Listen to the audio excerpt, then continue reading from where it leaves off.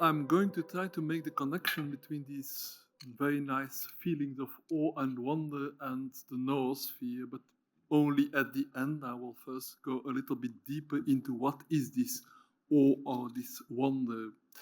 And so let me first repeat what emotions are. Emotions is more than a feeling. A feeling is something that can happen just inside your mind. An emotion is something that also affects your body. Typically, when you have an emotion, your heart rate increases, you start transpiring, your face changes, you have an expression. So why do we have emotions? Well, from an evolutionary point of view, emotions are the kind of drives or forces that make you change your behavior. When do you have an emotion? When something happens that was not the usual thing. For example, somebody said something bad and you got angry, or you saw something that frightened you, or you succeeded and you are very happy. All of these are situations where you are challenged to change your behavior. And I described it as a force. Force, like in physics, is something that makes you start moving, that stops you from moving, that makes you change direction. So emotions are the equivalent of mental forces or drives that get us going in a different direction from where we were. So the emotions that most people think about are emotions about something that happens that's either good, get angry or afraid or disgusted, or something bad. You're happy, you're joyful, you're playful. But there are also emotions, so-called epistemic emotions, that are emotions about your state of knowledge. When you have an epistemic emotion, when you are kind of considering whether your state of knowledge is the right one. You can have the emotion of confidence when you're pretty sure that what you're saying, you know what you're speaking about, or you can have on the opposite, the state of doubt, where you're not sure that what you know is correct. But the emotions I'm going to speak about are the emotions that drive you to expand your knowledge. So most generally, these emotions are driven by a challenge which I call a mystery. So a mystery is some situation that drives you to acquire knowledge. So what's a mystery? A mystery is a gap in your knowledge. And a gap does not mean something I don't know. Like Marwan said, if I open any phone book, there will be plenty of data in there that I don't know, but I'm not interested to know them. A gap means something that you would like to fill. You have a kind of a general understanding of the situation, but something is lacking in your understanding. So I also define a mystery as a promise of deeper understanding if you manage to resolve that gap. Now, I distinguish three emotions that are all driven by this mystery: curiosity, wonder, and awe. And I put them in that order because it's kind of a continuum depending on the size of the gap. So mystery most generally is that some part of the situation you know and some part you don't know, and you want to expand the part that you don't know. There is light somewhere and there is darkness somewhere, and you want to expand the light. Mystery, here's a famous quote from Albert Einstein. He wrote a kind of an autobiographical paper in 1930s about what he believes, and he said, the most beautiful thing we can experience is the mysterious. It is the source of all true art and science. He to whom the emotion is a stranger, who can no longer pause to wonder and stand wrapped in awe, is as good as dead. His eyes are closed. So what he's saying is that basically this capability of feeling wonder, of feeling awe, is what keeps you alive. So in my theory, I describe the differences as the position and the size of the gap. So the light blue on this picture is the domain of the known. Everything light blue in this ellipse is things you know. In the first case, curiosity, there is a small gap inside the domain you know. The white arrows, they represent these forces. I said emotion is a force. It drives you to go somewhere. It drives you to fill in that gap. In the case of curiosity, there is a local, small gap. There is something you don't know about the situation you want to know. An example I give in my paper is you hear a noise, you turn around, you see a broken window, you see a ball, you understand what has happened. The ball has shattered the window, but you don't know how the ball got against the window. So you are curious. You want to know, how did that ball end up against that window? You look around, you see some playing children, you say, I know, I understand. The gap is filled. That is how I define curiosity. Let's go to the other extreme, awe. You have a gap, but the gap extends without limits. There is a gap, but it's at the border of what you know, and filling the gap, there is no simple way to fill it. You can try to expand the domain of the knowledge, but there is an infinite space behind it. And then I define wonder as something in between. That is, you see a situation, there is something you don't understand about it, you start wondering about a thing that you don't fully understand, and you start understanding that actually there is much more behind it than what you thought. And the example I give is Newton with his famous apple. He saw an apple fall down the tree. He was wondering, why did this apple precisely go in the direction of the center of the earth? It gave him the idea of gravity that explained much more than falling apples, of course. So, awe versus curiosity, there has been quite a lot of recent psychological work about the emotion of awe, and one of the ways it's defined is that awe requires accommodation, while curiosity requires assimilation. Assimilation and accommodations are two terms from cognitive psychology. Assimilation means there is some new information, you fit it into your cognitive schema, into your understanding of the world, and that's it. I know that balls can break windows. The moment I see that there are some kids that kick the ball, I understand it. The problem is assimilated. The mystery has gone. While awe is defined as an emotion that requires accommodation, that means that you need to change your actual cognitive structure. You need to change the way you think about the world in order to understand that awe, in order to understand that mystery. It's because that mystery, in the case of awe, is made by something vast. So here is a nice quote from one of the psychologists who has done most about that, Dacher Keltner. So he defines awe is the feeling of being in the presence of something vast that transcends your current understanding of the world. So that's a very nice definition. So some examples of situations that typically call up awe: astronauts looking down at the Earth from space. They feel awe. Awe is something, as I said, an emotion that changes your body. It has a particular physical expression, typically with open eyes, open mouth. Oh, and you make a sound that sounds like oh or wow, wow.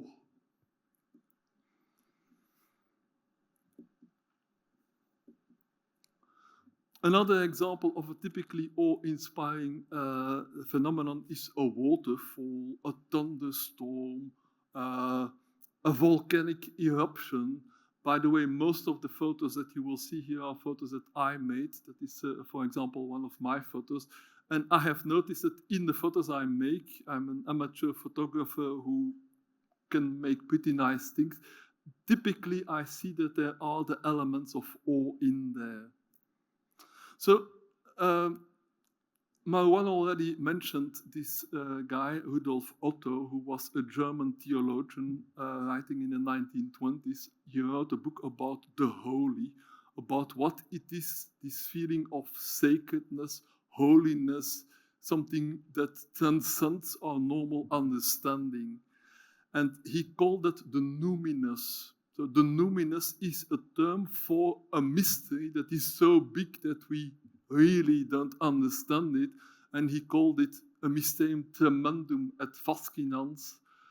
tremendum is Latin for something that makes you tremble. It's frightening, but it's also fascinating. You're interested in that. So awe is an emotion that's often associated with religion, with spirituality. But on the other hand, awe is also an emotion that is associated with science. And some scientists have actually written a paper titled Awe as a Scientific Emotion. And how do we know? Because lots of famous scientists, I already cited Albert Einstein, but people like Jane Goodall, Richard Feynman, Richard Dawkins, Carl Sagan, all, when they write about their motivation, why they started doing research, it's always experiences of awe. And so there is this kind of general idea that awe motivates people to get interested in science. And some guy recently, Jonathan McPheeters, did an experiment. He brought two groups of people. Let the one group watch a video that was awe-inspiring with typically these kind of views like I showed you of waterfalls, mountains, the earth seen from space. And the other group, as always in a good psychological experiment, you need to have a control group. They looked at a funny movie. And then afterwards, he tested the two groups, and the group that looked at the awe-inspiring video, they had become much more aware of gaps in their knowledge, and also they were more interested in visiting a science museum than the other group. Another concept that we often hear in a connection with awe is this notion of transcendence. But yeah, what does that mean, transcendent? It sounds nice, but it's not obvious to define. So I define something is transcendent if this goes beyond the categories that we use to understand the world. All our cognition is based on categories. We tend to put things in particular categories.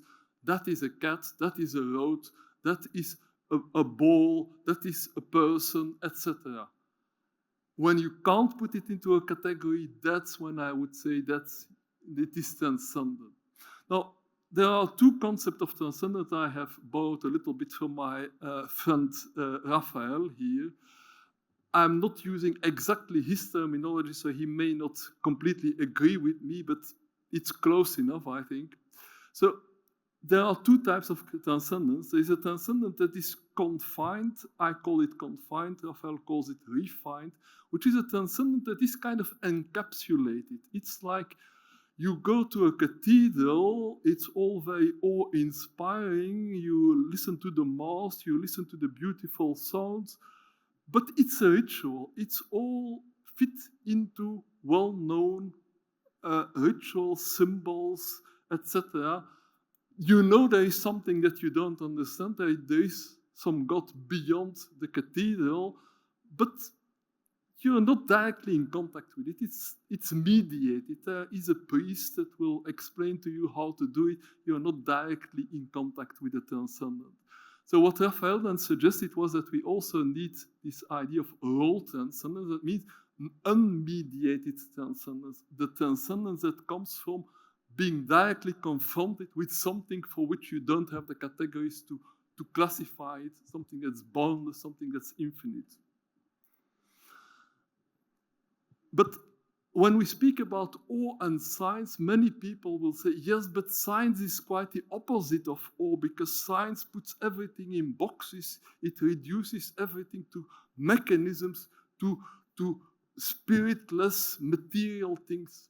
But that is not science in general. That's a particular kind of science, which is known as Newtonian science or mechanistic science. And people have noted that Newtonian science has so-called taken away the enchantment of the world. That means it has taken away all the wonder, the mystery, the creativity, the surprise, the emergence, and it reduced it to some mechanism where you just have material objects that are moving according to fixed laws of nature. It's just a clockwork.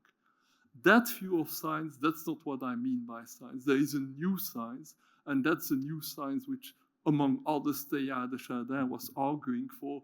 That is a worldview of science where you see the world as something evolving, emerging, self-organizing, where there is an unlimited potential. We don't know what will happen. We cannot predict. The world is creative. Just a few more of these pictures I made, which I think illustrate the feeling of awe. So now we are in this situation where we are confronted with an awe-inspiring phenomenon. That means something that goes beyond the bounds of our understanding, and we need to perform what the psychologists call accommodation. What does it mean, accommodation? It means creating a new kind of cognitive structure. That means in that chaos, in that complexity, we need to find some patterns in there.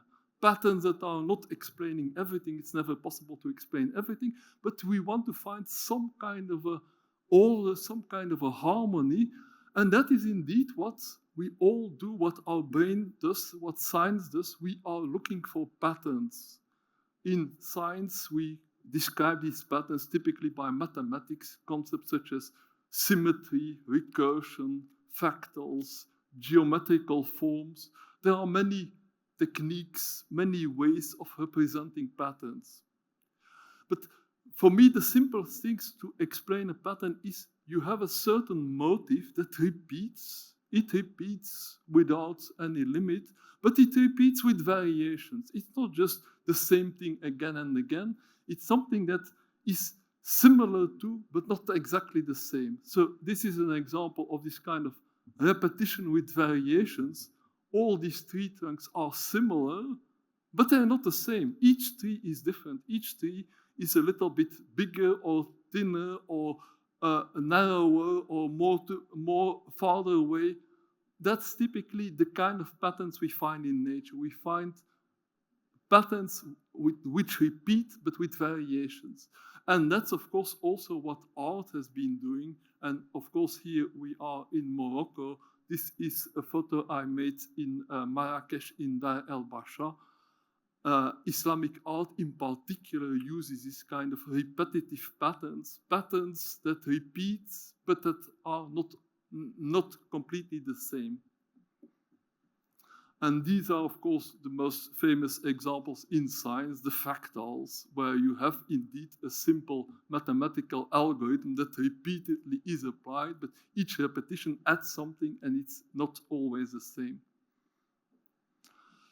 Another aspect of understanding this infinite vastness is perspective, or the vanishing point. When you are looking at something that extends without limit, you see that parallel lines seem to converge. And this idea of converging towards a single point, what it actually says is, if you would follow these lines, if you would go on in that direction, it wouldn't stop. It's infinity. And one of the great concepts in science and mathematics is the concept of infinity. Before science, people thought that infinity was some kind of a property of God, something that people would never be able to work with or to understand with. Thanks to mathematics, we have a concept of infinity that we can work with. It doesn't explain everything, but infinity is not something to be afraid of. And together with this notion of things that go towards infinity, you have the notion of a path. It's one of the things that most fascinate me. That's, again, one of my photos. What is so fascinating about a path that goes to the horizon? It invites you to travel. It invites you to go further. There is a potential for infinite exploration, infinite discovery. That is what fascinates me in these paths. And now we are starting to go into the domain of the singularity. We all know that technology, science, culture are evolving ever more quickly, that they are accelerating, and that has led a number of people, among others Werner Vinci and Ray Kurzweil, to speak about the singularity. The singularity is a mathematical concept. If you have a curve that describes some process of growth, and you see that the growth goes faster and faster, for certain types of growths, you will have a singularity. That means that the growth seems to go to infinity. So there is a curve that is going up, and it goes up so fast that at a certain point, it looks as if it will be infinitely fast, and that means something drastic is going to happen. We are at the cusp of a transition to yeah, we don't know, but we will know, we do know that whatever comes afterwards, it will be more complex and it will probably be more conscious. That's the ideas of Teilhard and Chardin.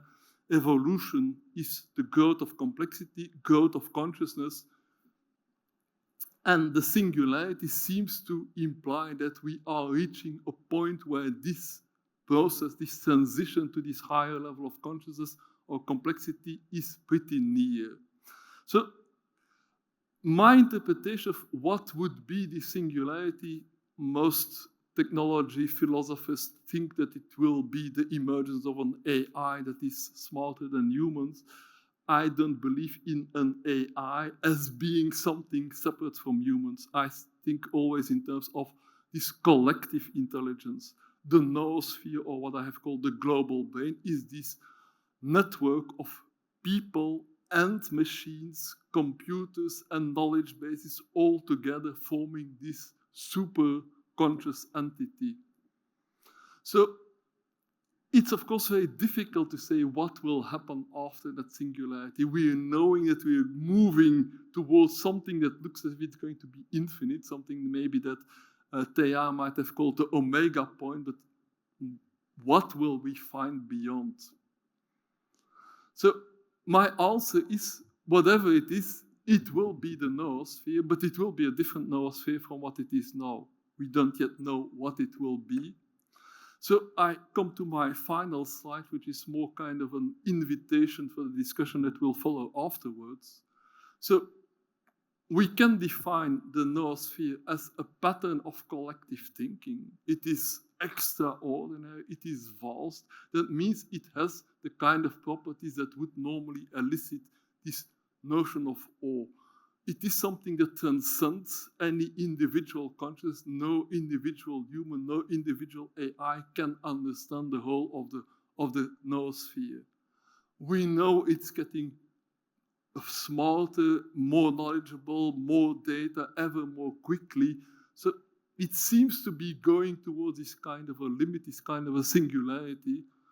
So what is now the role of awe and wonder? Well, awe and wonder are basically positive emotions, emotions that open our mind, that make us curious, that make us feel attracted by this transcendent, by this thing that we don't understand yet.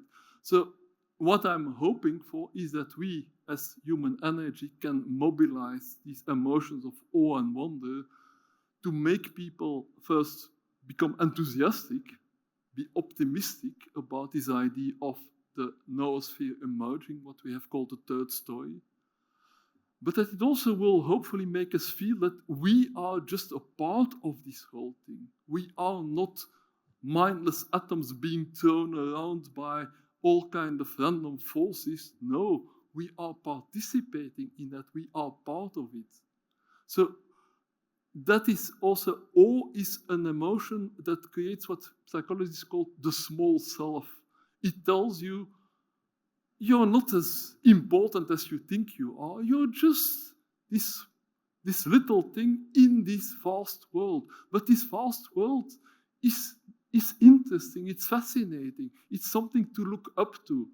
You're not alone. We are all part of this big thing. So awe is an emotion that can help us to understand this transition, that can help us to find patterns, to find harmonies in this whole. But how it's going to do that, that's the question. So I hope that maybe also from the public, some people will have suggestions about that.